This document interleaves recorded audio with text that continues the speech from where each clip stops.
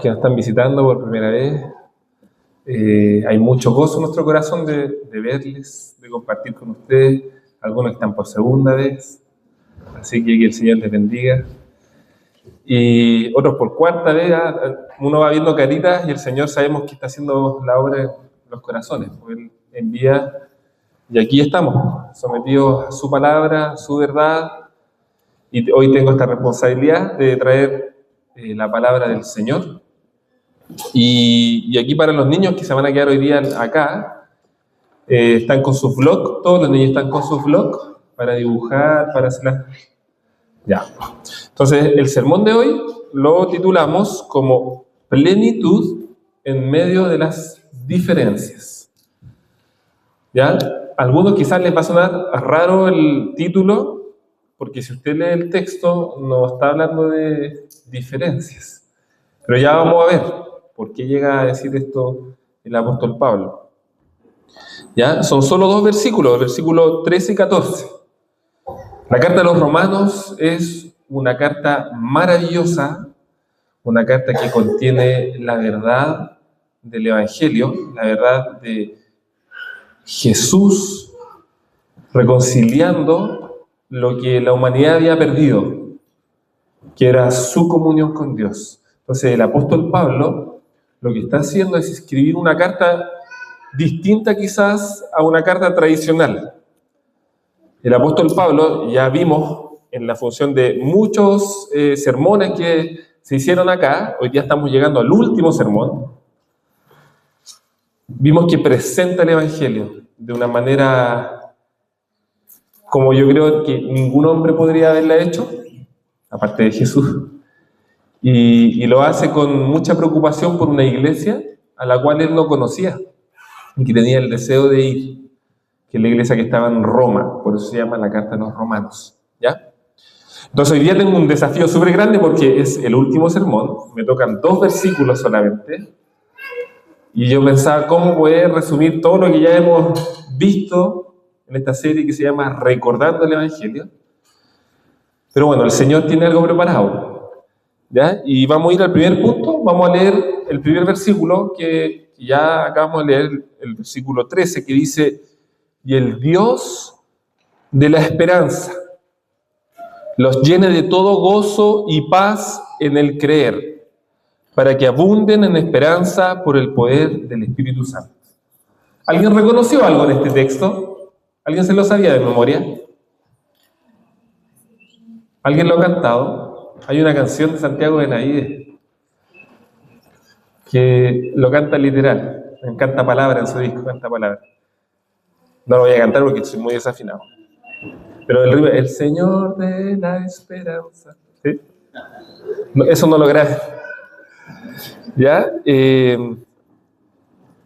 Entonces, aquí es algo súper simple, pero que creo que es muy necesario que nos detengamos. Es una oración que está haciendo Pablo, que está concluyendo una idea que proviene de todo el capítulo anterior, que es el capítulo 14.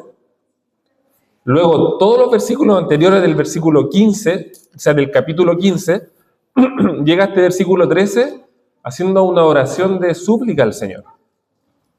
Y él dice, y está orando, está deseando que la iglesia de Roma no solamente sepa teología, no solamente sepa las verdades del Evangelio, sino que experimenten el vivir una esperanza.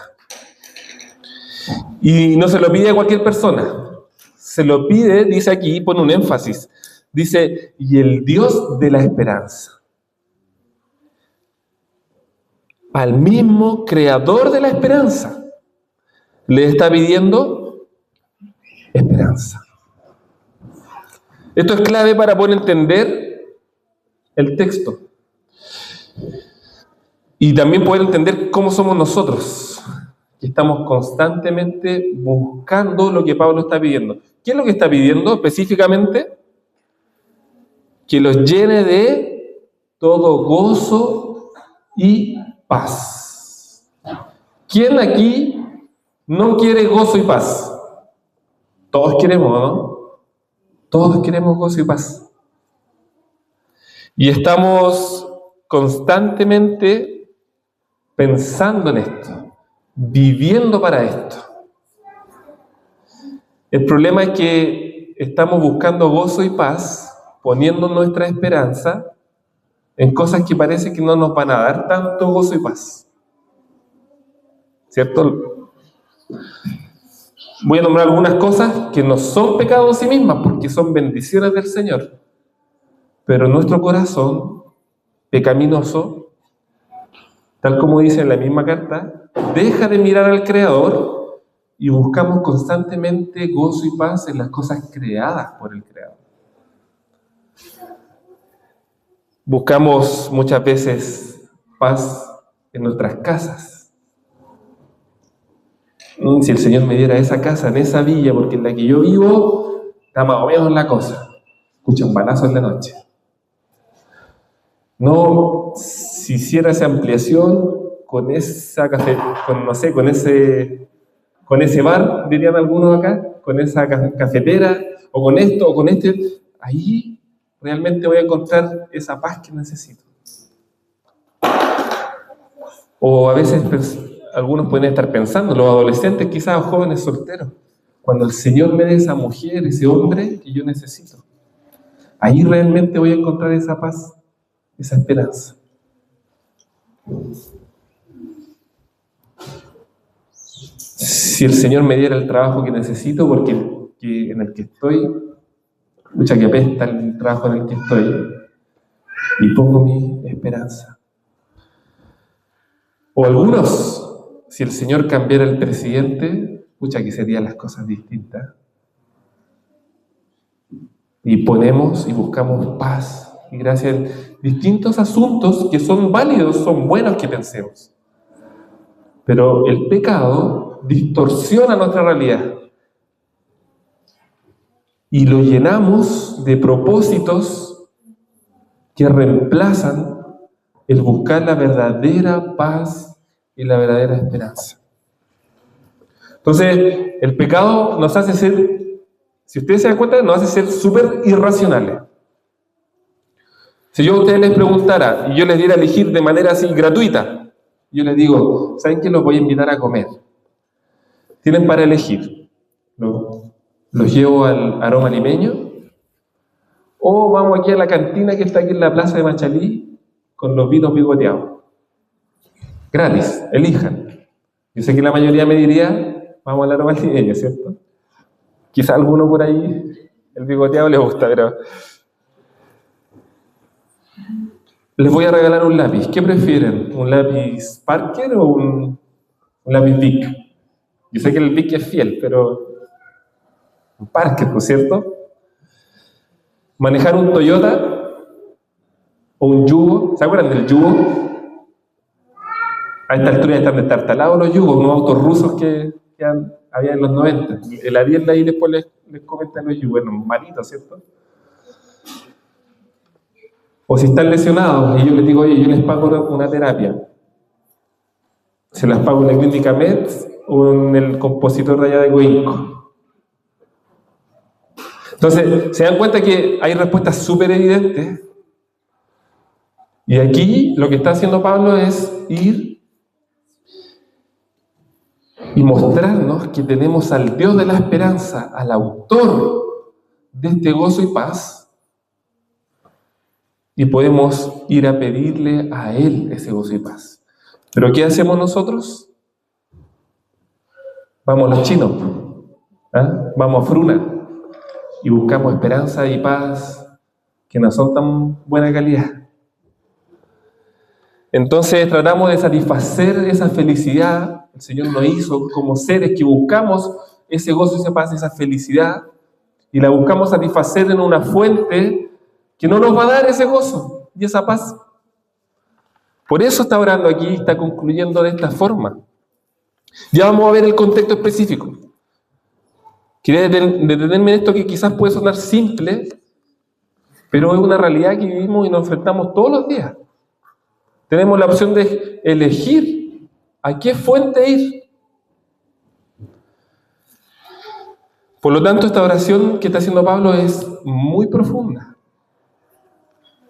Si la consideráramos realmente, importante para nuestras vidas, quizás la escribiríamos ahí en nuestros celulares para acordarnos.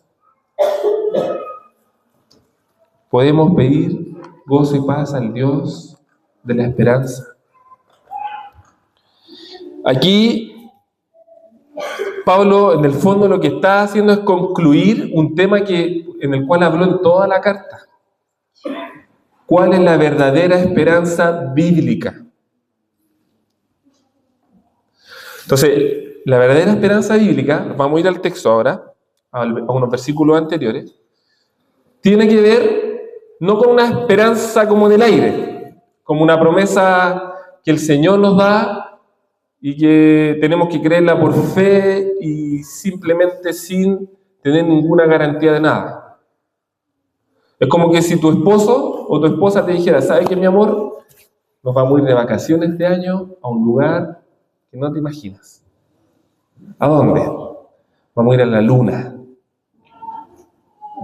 No en un sentido romántico, a la luna, literal. ¿Usted le guardaría la esperanza en eso, no? O sea, si la Lía me dijera eso, yo al menos esperaría que me compre el traje de astronauta y lo cuelgue en el closet primero. Ahí algo de garantía podría tener. Y el Señor nos da promesas con garantías, con la entrada comprada y pagada. Miren, vamos al versículo 4, si tienen sus Biblias. Dice, porque todo lo que fue escrito en tiempos pasados para nuestra enseñanza se escribió, a fin de que por medio de la paciencia y del consuelo de las Escrituras tengamos esperanza. Entonces tenemos al Dios de la esperanza que nos muestra evidencia del cumplimiento de su promesa. ¿Y dónde? Dice aquí el texto, en el testimonio de las Escrituras. Cuando escribe esto Pablo, ¿cuáles eran las Escrituras inspiradas y reconocidas por Dios en ese momento? Estaba escribiéndose el Nuevo Testamento. Los apóstoles estaban en eso. Era el Antiguo Testamento. Esa era la Biblia inspirada en ese momento que él está pensando en la Escritura, se está refiriendo al Antiguo Testamento. Entonces, lo que está revelando aquí Pablo, y que es lo mismo que Jesús le revela a estos caminantes de Maús, ¿se acuerdan de una prédica anterior que hablamos de ello? Es justamente que el Antiguo Testamento, que contiene todas las promesas de una restauración definitiva, donde el pueblo de Dios puede encontrar verdadero gozo y verdadera paz, esta es la Escritura cumplida en Cristo. Eso está diciendo. Entonces yo les digo ahora y les pregunto, ¿ustedes quieren vivir esa esperanza? Por supuesto, oremos como Pablo lo está haciendo. Pero les puedo decir con total seguridad, abra su Biblia y léala. Y va a encontrar esa esperanza. Entonces, este Antiguo Testamento, ¿qué nos muestra? No solamente nos muestra la ley de Dios, qué es lo bueno, qué es lo malo, y además de eso nos revela lo malo que somos nosotros y lo incapaces que somos de cumplirla. Pero aún más, ¿qué nos muestra este Antiguo Testamento?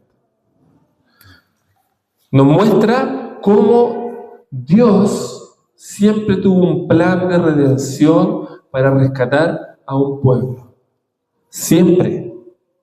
No hubo un plan B. No es que cayó la humanidad y empezó a pensar, ¿qué es lo que puedo hacer? No. El Antiguo Testamento nos muestra que Él siempre tuvo certeza de que iba a entregar un medio para ti y para mí y para toda la iglesia que ha vivido en la historia de la humanidad y la que va a vivir. Entregó un medio seguro. Si ustedes van al Antiguo Testamento y van a ver más de 300 promesas respecto de Jesús, del Mesías. Y cada una de ellas fueron cumplidas. Y son resumidas en hechos que son conocidos por todos los hombres en la historia de la humanidad, de Dios que vino, se hizo hombre, murió y venció la muerte y resucitó el tercer día. La máxima garantía de nuestra esperanza. Entonces, por eso es que Pablo da un énfasis en esto, en vivir la vida de la iglesia fundamentados en esto. De hecho, en 1 Corintios, él pone la esperanza casi al nivel del amor y la fe. Las pone como virtudes cristianas centrales. Y vemos que la esperanza está totalmente relacionada con una palabra que aparece en el versículo 4, que es la paciencia. ¿Han perdido la paciencia esta semana o no? ¿Cierto? De altas maneras. Las mamás al tiro me van a decir sí con los hijos. Bueno, los papás también. Yo perdí esta semana perdí la paciencia con una de las chicas. Perdemos la paciencia fácilmente. ¿Por qué? Porque queremos controlar las reacciones de otros, controlar lo que piensan. Y nos olvidamos de pensar con esperanza de que Dios es quien hace la obra en cada corazón. Entonces, Pablo está diciendo aquí, oye, vivan con paciencia, buscando esta esperanza, de una forma muy particular, buscando el consuelo de las Escrituras, y por lo tanto, el consuelo de su Santo Espíritu. Lo dice ahí en el mismo versículo 13, dice, para que abunden en esperanza por el poder del Espíritu Santo. Entonces esto no es como los estoicos. ¿Han escuchado quiénes son los estoicos? Es una corriente que nació ahí al alero de la iglesia en los primeros siglos. Que ellos, ¿cuál era su filosofía de ver del Evangelio? La distorsión que tenían. Bueno, todavía hay corrientes que siguen esto. Es que se quieren de alguna forma sacrificar y abnegar sufriendo para poder encontrar esperanza. El Señor sí nos invita a sufrir con Él, eso es verdad. Pero no es nuestro autocontrol. En el fondo los estoicos, ¿qué plantean? Oye, vivamos en paz, en modo zen, no importa que nos lleguen los cachetazos, busquemos el autocontrol. Aunque estemos por dentro enrabiados con el tema. Busquemos el autocontrol. Pablo no está diciendo esto. Pablo está diciendo que podemos vivir con paciencia, pero de verdad con paciencia. Porque tenemos el poder del Santo Espíritu, del mismo Dios de la paciencia y de la esperanza con nosotros. Entonces, si bien sufrimos, mientras sufrimos, no nos pegamos puñaladas, sino que podemos saborear la bondad de Dios. Y mientras sufrimos, podemos estar tan confiados que estamos en las manos del Padre, que estamos viviendo gozo y paz. Eso es lo que está llamando Pablo. ¿Ya? Con esto voy a pasar al segundo punto. Y vamos a ir ahora más al contexto de por qué está hablando de esto. Que son los siguientes dos puntos. Este primer punto, no dije el título, dije el Dios de la esperanza. Pero fue evidente, ¿cierto? Hablando del Dios de la esperanza. Con esto pasamos al segundo punto. Y que tiene que ver con las cosas que nos hacen perder la paz y el gozo. Que son las relaciones entre nosotros. Por lo tanto, lo titulo como aceptando nuestras diferencias. Antes de llegar a este versículo, recién lo mencioné, lo escuchamos en la prédica la semana pasada, estaban viviendo un problema dentro de la iglesia en Roma. Como ustedes saben, en el contexto de la iglesia primitiva, habían personas que venían de una tradición judía, y por lo tanto, imagínense, toda una vida viviendo en función de eso. Circuncidado al octavo día, haciendo todos los rituales que tenían que hacer en el Shabbat, guardando ese día de una manera muy especial, absteniéndose de comer algunas cosas, como la carne de cerdo.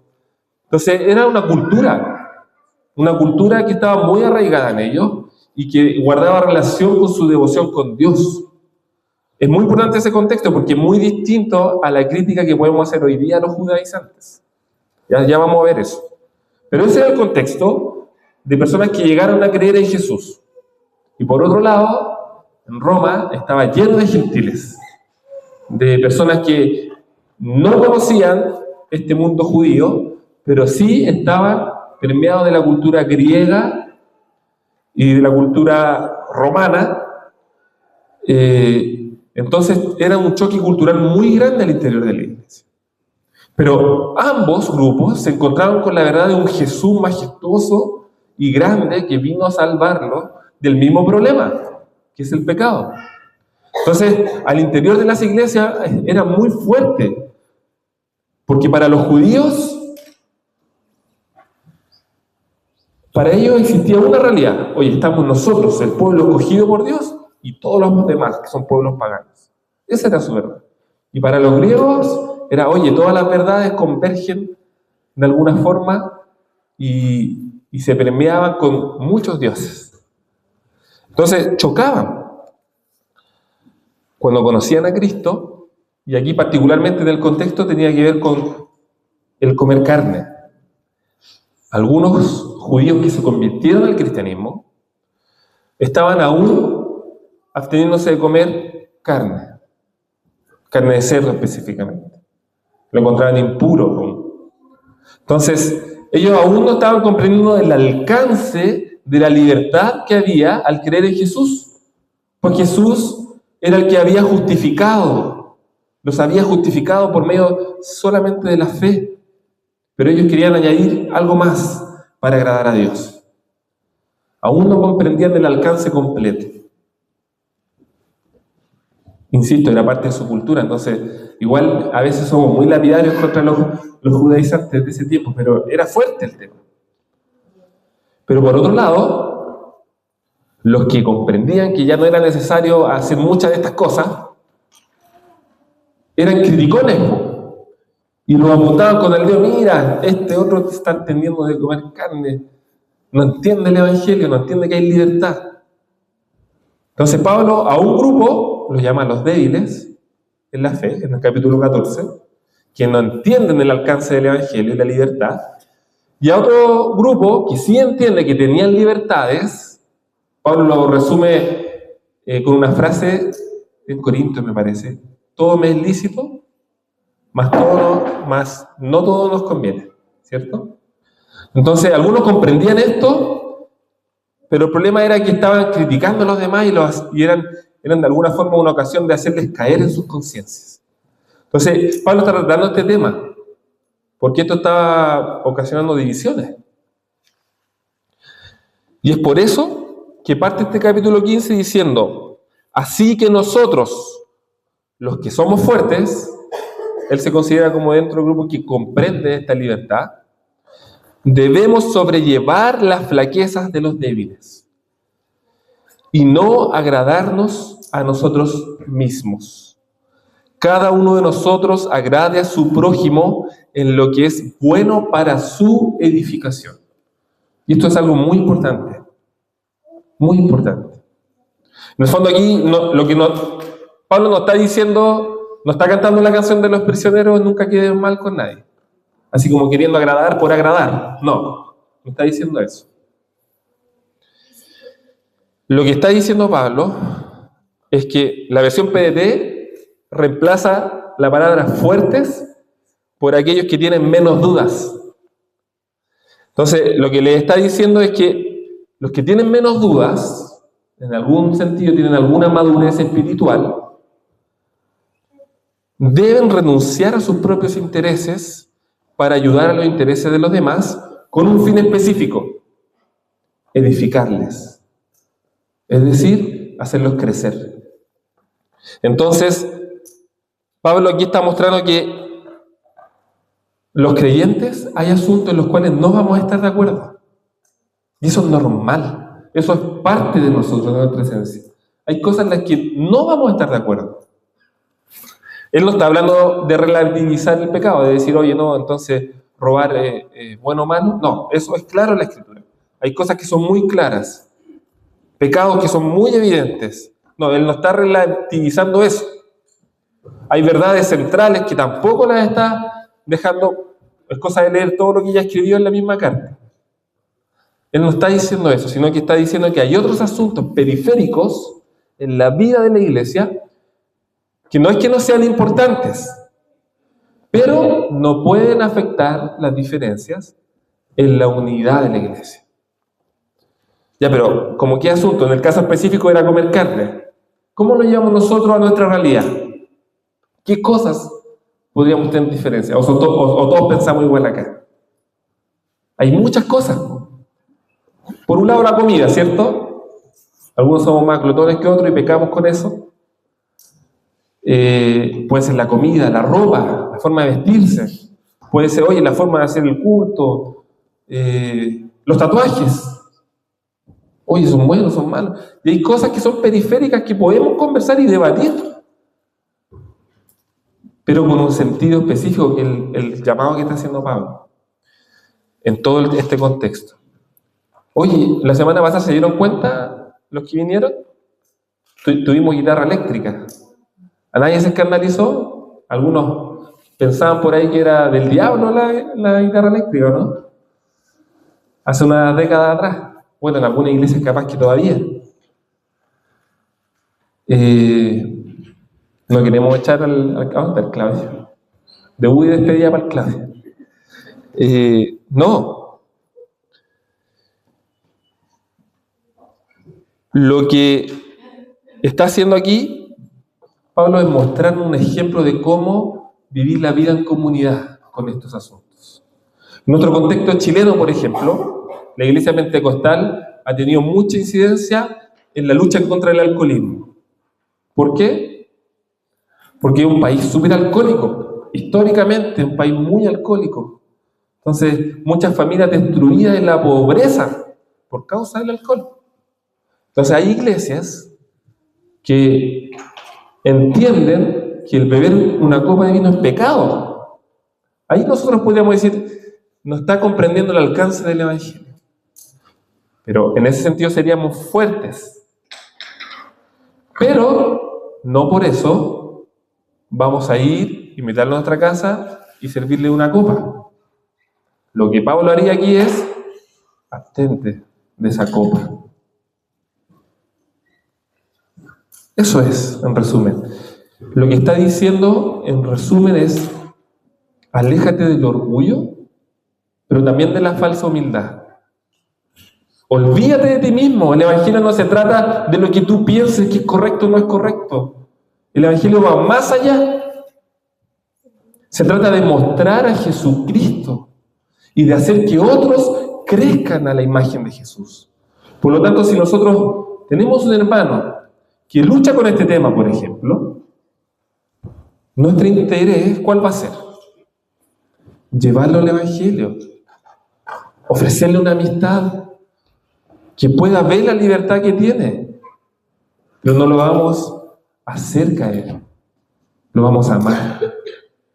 Eso es lo que está haciendo Pablo en resumen aquí. Así que el versículo 3 lo resume de esta manera, el versículo 3 del mismo capítulo. Pues ni aun Cristo se agradó a él mismo. Antes bien, como está escrito, los insultos de los que te injuriaban cayeron sobre mí. Está citando un salmo.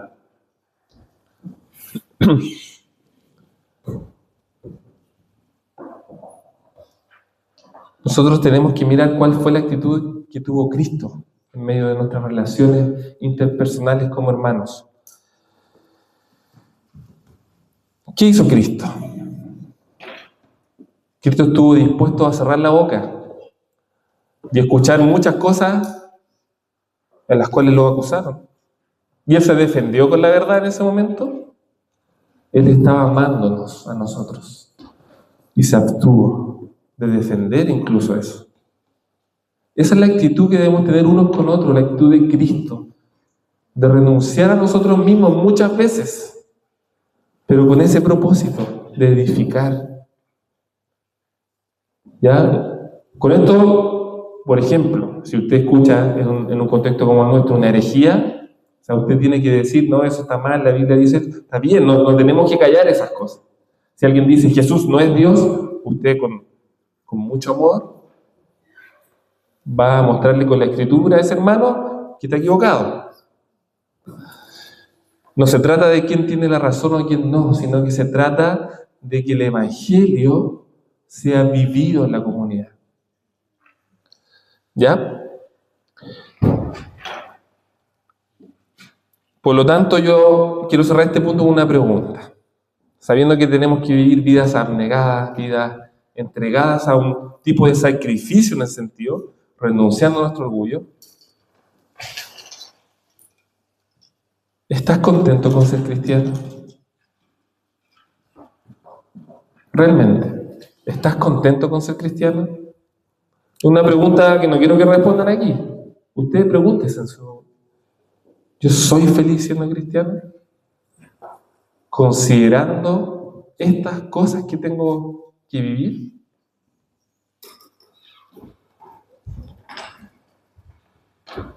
Miren al Señor Jesucristo. Él se entregó de verdad por nosotros. Vale la pena ser creyente, porque Jesús lo vale.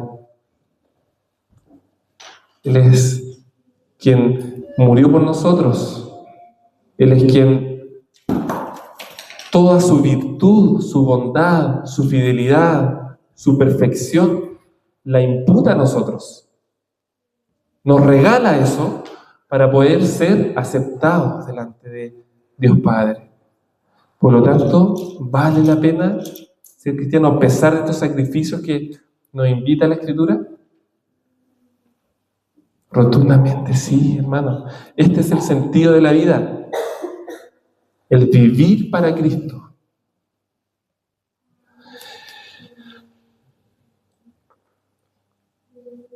Así que ahora termino el punto con esta pregunta. ¿Qué estás haciendo para servir a los demás en vez de complacerte a ti mismo? Y vamos a ir al siguiente versículo. Dice, versículo 14. Y en cuanto a ustedes, hermanos míos, yo mismo estoy también convencido de que ustedes están llenos de bondad, llenos de todo conocimiento y capaces también de amonestarse los unos a los otros. De alguna forma lo que está haciendo Pablo aquí, recuerden, Pablo ni siquiera había estado con estos hermanos, pues, y estaba tratando un problema de ellos. Es como que alguien podía leer la carta y decir, este que es patúo ni nos conoce. Y mira, nos está haciendo pebre con lo que nos está diciendo. Entonces, lo que está haciendo Pablo, bueno, después de este versículo, él empieza a mostrar su autoridad como apóstol también, ¿ya? De que es un mensaje de parte del Señor. Pero lo que está haciendo, les está diciendo, yo sé que ustedes son capaces, porque el Señor les ha dado de su bondad. Son capaces de vivir una vida comunitaria y dejar estos problemas en el lugar que deben estar. Con esto paso al tercer punto. Lo que está mostrando aquí Pablo es que él confía en que hay una iglesia unida cuando hay relaciones honestas. Pablo aquí, en el fondo le está diciendo, ustedes tienen todos los insumos para resolver cualquier tipo de conflicto o diferencia. La bondad, el conocimiento del Evangelio, que además Pablo se lo acaba de escribir en 15 capítulos anteriores, y por lo tanto son capacitados para amonestarse los unos a los otros. Y esta es una verdad muy profunda que refleja cuál debe ser el carácter de una iglesia local, ¿Cuál debe ser la normalidad dentro de nuestro contexto, entre hermanos? Tenemos un problema, eso sí, es que nosotros reducimos, cuando escuchamos la palabra unidad, por ejemplo, lo reducimos a estar de acuerdo en todo. Entonces, cuando hay un desacuerdo, ¿qué pensamos? Oh, estos están desunidos. Aquí hay una división. Chuta, aquí como que el espíritu no hay un mismo sentir. Esa es nuestra tendencia. Entonces, ¿qué pasa con eso? Nos da julepe ir y decirle al hermano, oye, parece que, mira, estoy observando esto de ti, eres muy egocéntrico. Y como que tenemos mucho cuidado para poder llegar a decir eso a un hermano. Y claro que lo tenemos que tener, ¿cierto? Pero como iglesia, ¿estamos viviendo esa realidad? ¿Somos capaces de tener la confianza suficiente para amonestarnos los unos a los otros? ¿O nuestras relaciones son superficiales? ¿De un saludo, de la buena onda?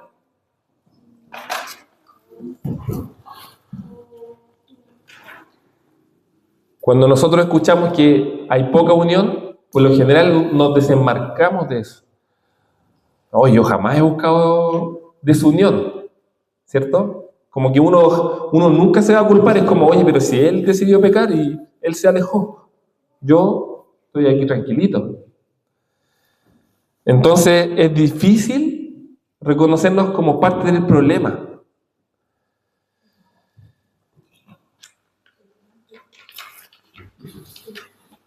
La unidad, hermanos, no es un atributo que la iglesia busca por sus propios medios. La unidad es el resultado de una comunidad que practica el amor fraternal sin intereses personales, de una manera desinteresada, como Cristo lo hizo por nosotros. La unidad es el reflejo de una iglesia que busca aceptarse los unos a los otros como Cristo nos aceptó a nosotros. Por más escandaloso que sea el pecado en el que cayó el hermano o la hermana. Miren lo que dice Pablo en los versículos 5 al 7, lo voy a leer. Y el Dios de la paciencia y del consuelo, ven, está bordeando estas ideas todavía ahí, las repite, les conceda el tener un mismo sentir. La unidad está relacionada al primer punto, a la esperanza, a la paciencia. Tener el mismo sentir los unos para con los otros, pero conforme a una cosa. Conforme al fútbol. Oye, ¿somos todos del Colo-Colo? Sí, ¿cierto? Somos todos del Colo-Colo. No, por cierto, hay unos chunos de la Católica, de los Higgins. Conforme a Cristo Jesús. Para que unánimes a una voz glorifiquen a Dios y Padre nuestro Señor Jesucristo. Por tanto, acéptense los unos a los otros como también Cristo nos aceptó para la gloria de Dios. Así que nosotros podríamos estar pensando, ya, vamos a buscar unidad con los hermanos, así que nos vamos a esforzar en esto, y que está bien. Entonces, ¿qué hacemos? Ofrecemos amistad, ¿cierto? Nos invitamos a la casa, quizás podríamos compartir incluso nuestros bienes, podríamos compartir trabajos, ¿cierto? Ser socio en una empresa, o darle trabajo a alguien, o un hermano me dio trabajo. Podríamos estar sirviéndonos los unos a los otros, y está súper bien. ¿Pero eso garantiza unidad? No. La unidad es algo mucho más sublime. Realmente es algo que el Señor da a la iglesia. Lo que podemos ver en estos textos es que la unidad es algo que le pertenece a Cristo, porque la iglesia es de Él. Él es la cabeza de la iglesia, por lo tanto Él es el que está mostrando su gracia, su gloria, para que exista la comunión. entre nosotros, a pesar de nuestras diferencias. Entonces, cuando estemos en desacuerdo con alguien, antes de ir y murmurar del hermano, y de ir a decirle al otro, oye, cacha, que mira, le está haciendo esto, está pensando. Antes de hacer eso, pregúntate esto. Oye, yo veo que este hermano está mal. ¿Cómo yo puedo ayudarle a ese hermano? Ve y conversa con él, entabla una relación con ese hermano. A lo mejor no vas a ir a la primera. A lo mejor es necesario acompañarle. Pero si eso que ese hermano piensa o dijo que no es de acuerdo a tus fines, a lo mejor ya, el hermano de derecha y parece que yo soy medio más de izquierda. ¿Esas cosas deben desunir a la iglesia? Entonces pregúntate lo siguiente. Antes de hablar cualquier cosa con cualquier persona, pregúntate lo siguiente. ¿Yo soy capaz de alabar al Señor abrazado a mi hermano? ¿A pesar de esa diferencia? Si no eres capaz, bueno, el Señor te invita a arrepentirte.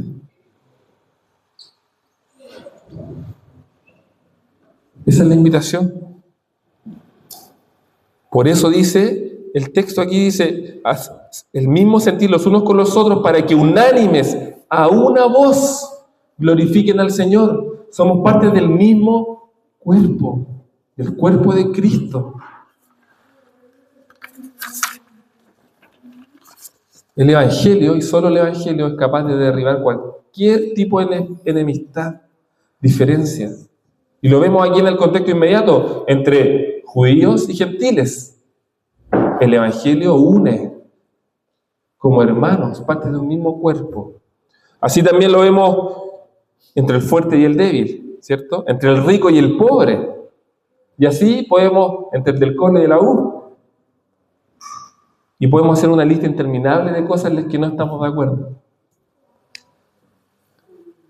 Miren lo que dice Pablo a los Colosenses 3:16. Dice, que la palabra de Cristo habite en abundancia en vosotros, con toda sabiduría, enseñándoos y amonestándonos unos a otros con salmos, himnos y canciones espirituales, cantando a Dios con acción de gracias en vuestros corazones. Nos cuesta. Cuando nos afecta el orgullo sobre todo, pucha que nos cuesta. Y es porque concebimos muchas veces que la salvación del Señor es como, se reduce a un aspecto individual solamente. Oye, el Señor me rescató, perdonó mis pecados, me restauró, soy alguien nuevo. Pero déjenme ahí nomás. No quiero relacionarme con los demás. Eso no es evangelio. El Señor siempre nos muestra en la Escritura que rescató a un pueblo, no a uno, dos o a tres, a un pueblo. Y restauró al pueblo y dio de su comunión a un pueblo. Él nos invita a su mesa a todos los que creemos. Por eso es que celebramos, por ejemplo, la Santa Cena en comunidad y nos vamos a las casas a celebrar la Santa Cena individualmente. Hay contextos en los que quizás se podría, pero es en comunidad. Por eso que cuando hay un bautismo es en comunidad, porque todos estamos alegrándonos de la promesa del Señor en comunidad. Entonces el individualismo ha permeado incluso nuestra salvación y creemos que la salvación es solamente individual, que sí, el Señor regenera el corazón de manera personal, pero no podemos reducirlo solo a eso. El Señor restaura un pueblo en medio de la creación, incluso va más allá, el Señor restaura la misma creación por medio de Cristo. Entonces, para ir terminando este sermón, quiero que reflexionemos en algunas cosas.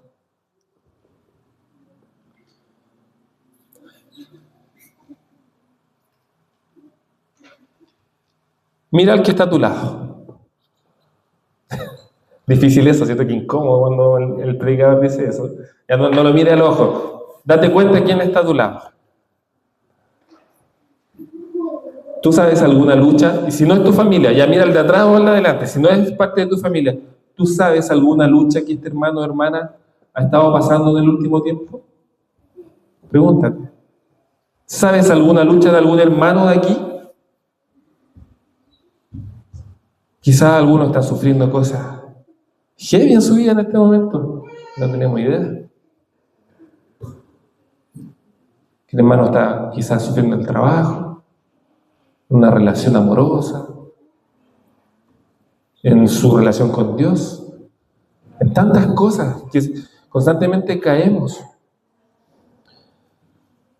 Ya, sí, yo sé que ese hermano está luchando con algo. Yo ahora te pregunto, ¿has estado preocupado por ese hermano? ¿Orando por él? ¿Acompañándole? ¿Abrazándole? ¿O ese hermano que tú sabes que está pecando? ¿Has sido capaz de ir y decirle, hermano, creo que está mal esto?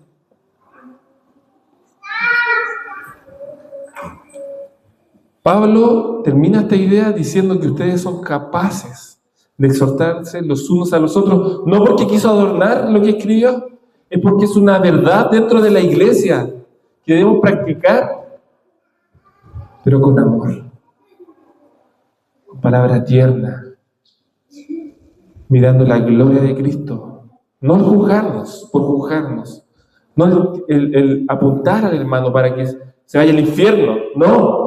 Al contrario, el Señor nos está invitando a comprometernos con la comunidad. La misión de la iglesia no es plantar una iglesia y que esta iglesia plante otra. Pero ¿cómo si ustedes siempre nos están diciendo que vamos, plantemos iglesia? Esa no es la misión.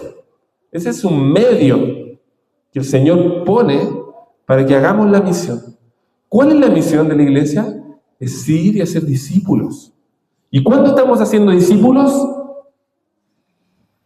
Cuando ayudamos a crecer a otro a la imagen de Cristo.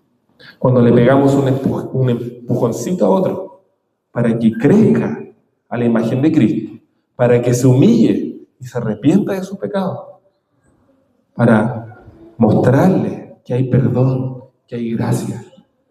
Ese es un deber cristiano. Para todos nosotros, no es para los líderes nomás. También necesitamos que nos exhorten. Quienes estamos aquí predicando, tratando de hacer algo, somos tan imperfectos y débiles como ustedes. No hay ninguna diferencia, más que los dones que el Señor ha entregado. Entonces, debemos buscar ser una iglesia que se edifique en construir relaciones que confían en Cristo. Hay un libro de Timothy Keller que se llama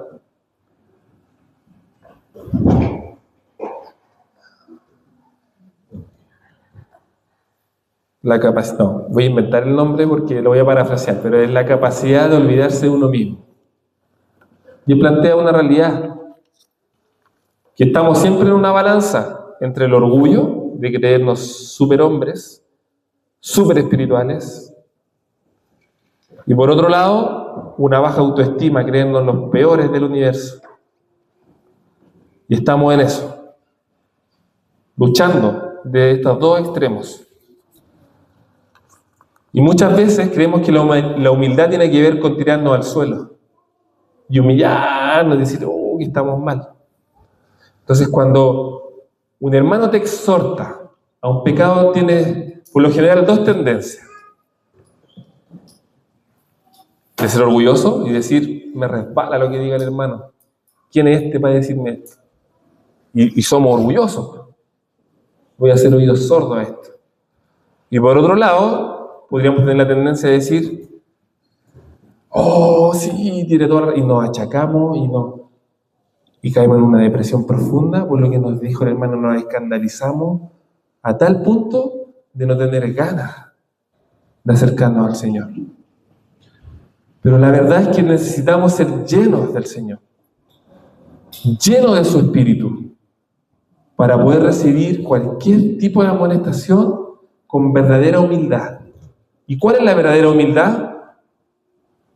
Aceptar lo que nos dicen, meditarlo, pensarlo e intentar cambiar.